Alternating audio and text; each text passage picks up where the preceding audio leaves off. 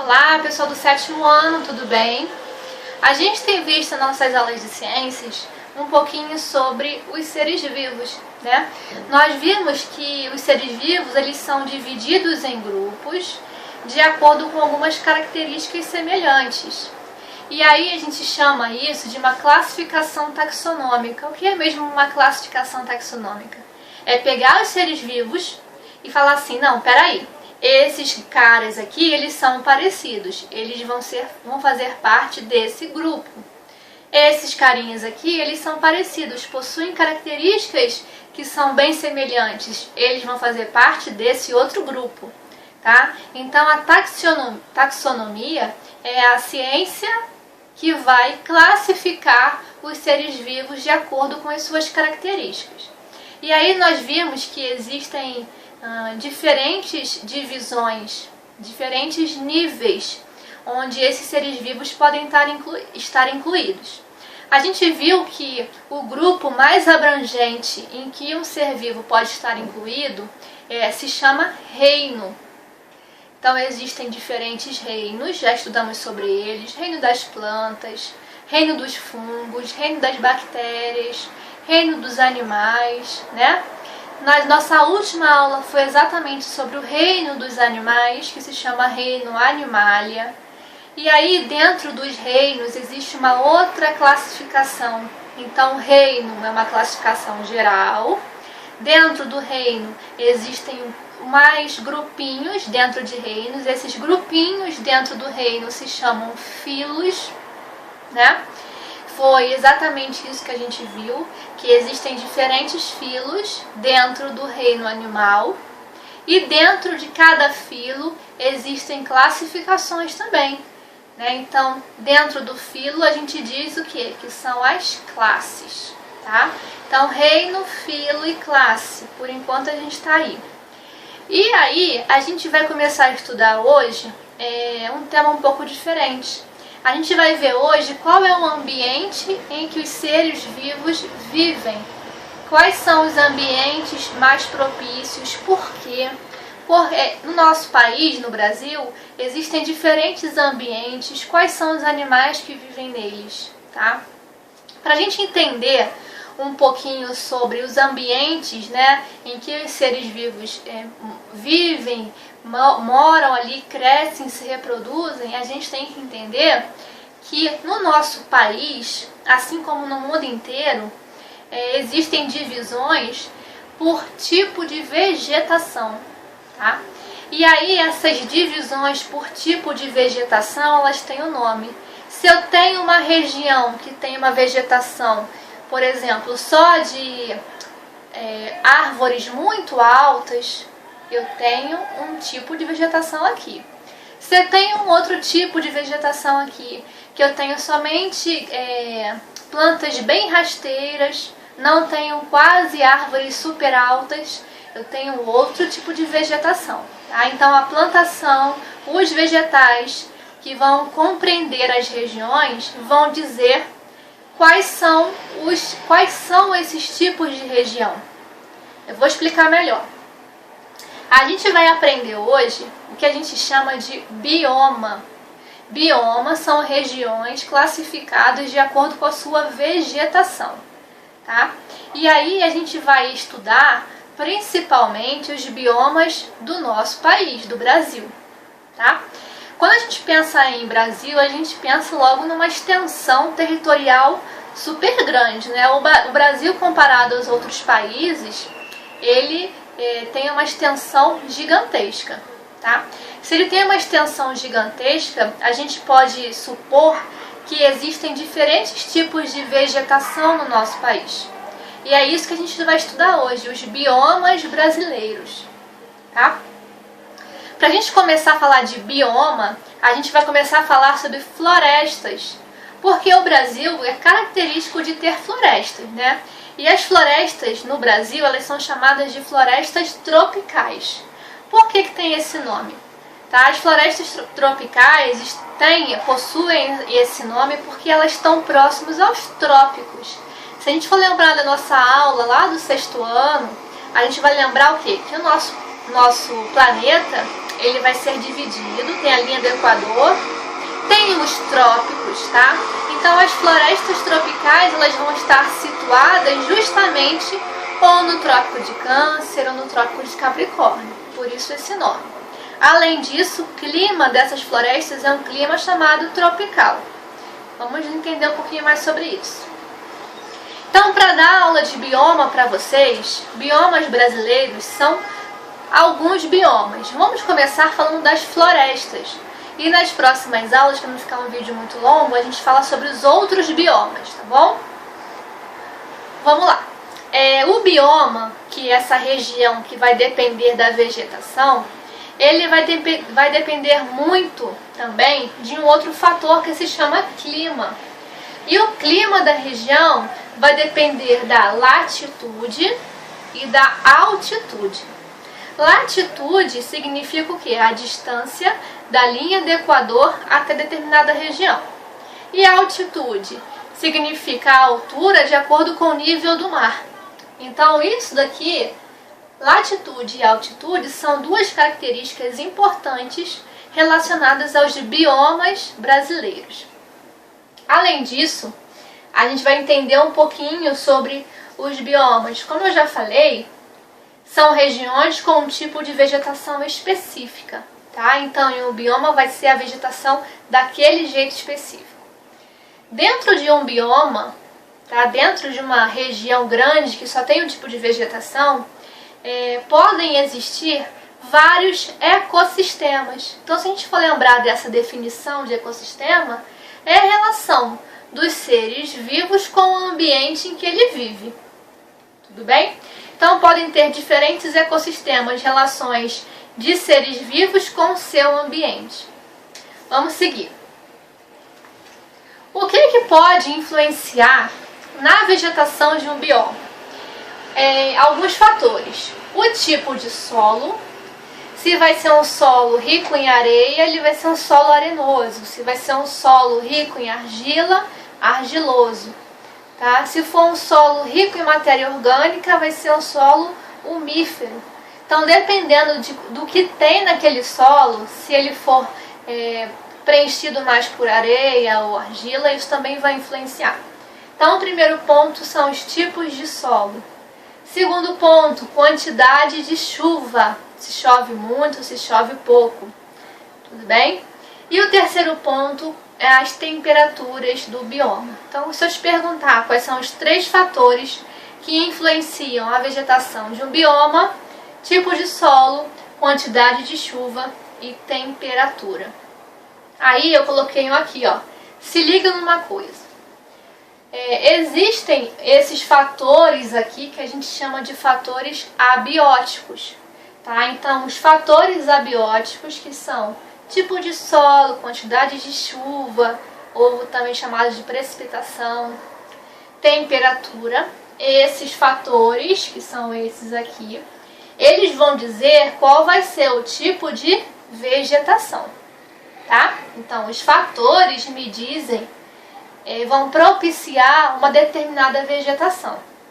E essa vegetação que foi propiciada por esses fatores vai me dizer qual vai ser o bioma formado.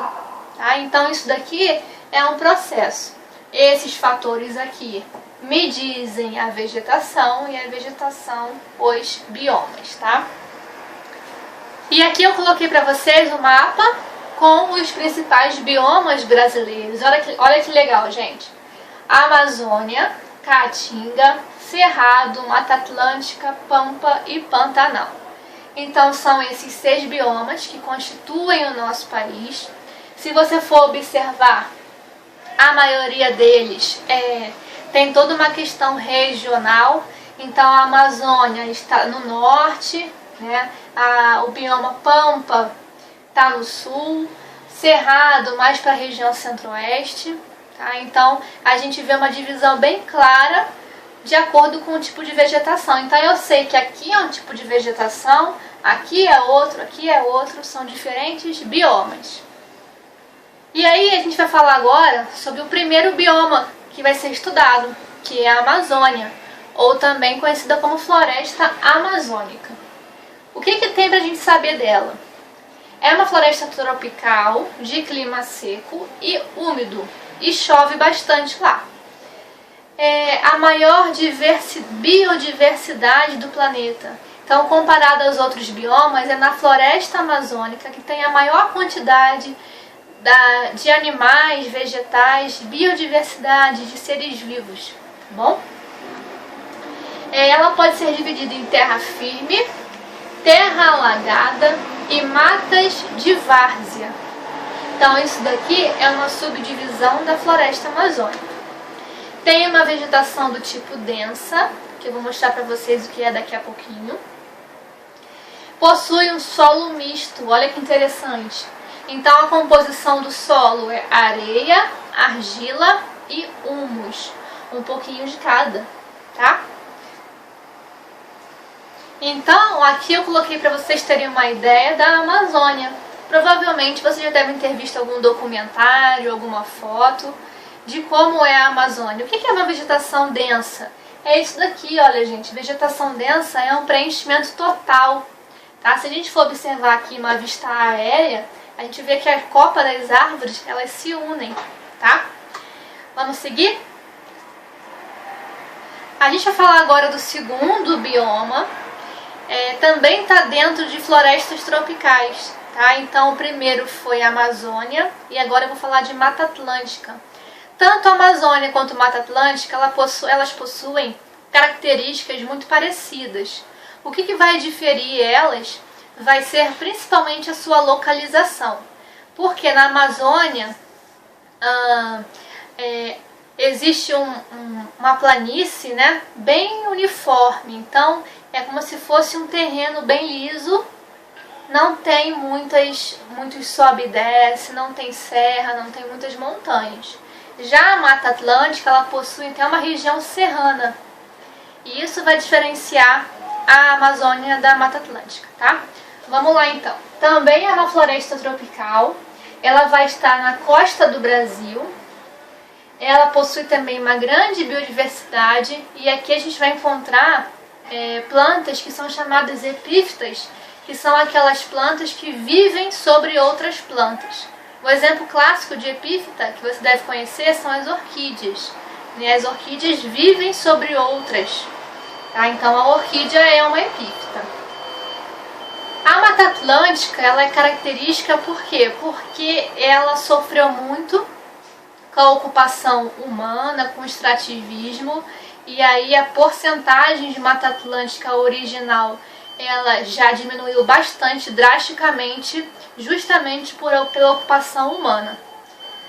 E essa ocupação humana, esse extrativismo, tudo isso que o homem vai lá tirar da floresta, também teve resultados em quê? Na diversidade cultural. Porque na Mata Atlântica existem algumas comunidades que são super preservadas, ou podemos dizer que eram preservadas até então, que são os indígenas, os quilombolas e os caiçaras, que viviam nesse bioma, na Mata Atlântica, tá? Mas teve uma interferência muito grande do homem. E essa interferência grande do homem fez com que essas populações aqui sofressem muito. Por quê? Porque elas viviam ali e elas tinham o seu modo de vida baseado principalmente nesse bioma que ela vivia, tá? Então, a sua alimentação, a parte estrutural onde ela vivia, tá? Então, isso daqui, essa ocupação humana foi super trágica para essas comunidades. E aí, olha só que interessante a foto da Mata Atlântica, gente. Observa também, é uma vista aérea, e aí você me pergunta assim, mas é muito parecida com a Amazônia. Sim, visualmente é muito parecida com a Amazônia, mas como eu já falei, existem algumas diferenças, principalmente a sua localização, tá? Vamos falar um pouquinho agora sobre a proteção a essas florestas. Como eu tenho falado com vocês, a ocupação dessas florestas ela está sendo cada vez maior, o extrativismo, tá? A caça ilegal cada vez maior também. E aí, eu coloquei aqui uma expressão muito importante. A proteção às florestas tropicais permite o quê? Permite o equilíbrio ambiental. Permite que as espécies que vivem ali, animais ou vegetais, elas mantenham um certo equilíbrio, tá? Por quê? Elas se alimentam, elas moram, elas vivem, elas se reproduzem. Os animais, os vegetais, eles vivem em um consenso, tá? Então, cada vez que as florestas tropicais são exploradas, quem sofre? Quem sofre é a fauna e a flora, tudo bem?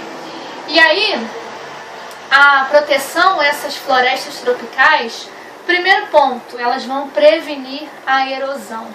Se a gente for pensar em erosão, a gente tem que pensar em desmoronamento de terra, tá? Só para você lembrar desse conceito lá do 6º ano. Quando um processo de erosão ocorre, ele ocorre principalmente porque uma área vai estar degradada. Ela não tem mais florestas, ela não tem mais árvores, não tem mais raízes. Por quê? O que tem a ver as plantas, as árvores com o processo de desmoronamento do solo, conhecido como erosão? Porque as plantas, as árvores, as suas raízes, a copa das suas árvores, elas vão ter um papel fundamental de segurar esse solo. Essa segurança toda permite o quê? Permite com que o solo fique de uma maneira mais tranquila, sem que ocorra erosão.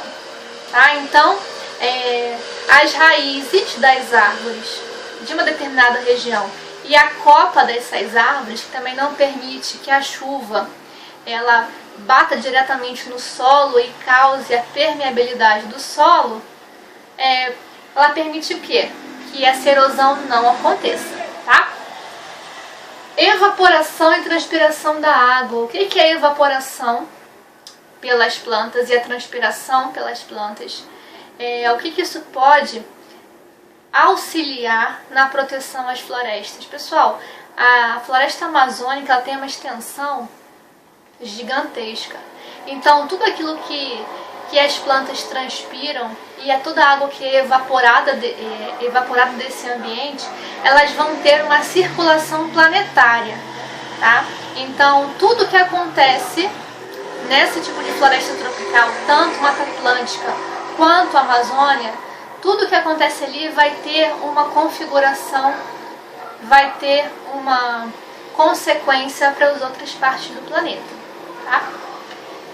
Exploração e mineração, como eu já havia dito anteriormente, isso daqui é uma coisa muito grave. Exploração, mineração, caça ilegal são atividades que não podem ser feitas sem uma legalização, tá? São atividades, às vezes, na maioria das vezes, irregulares.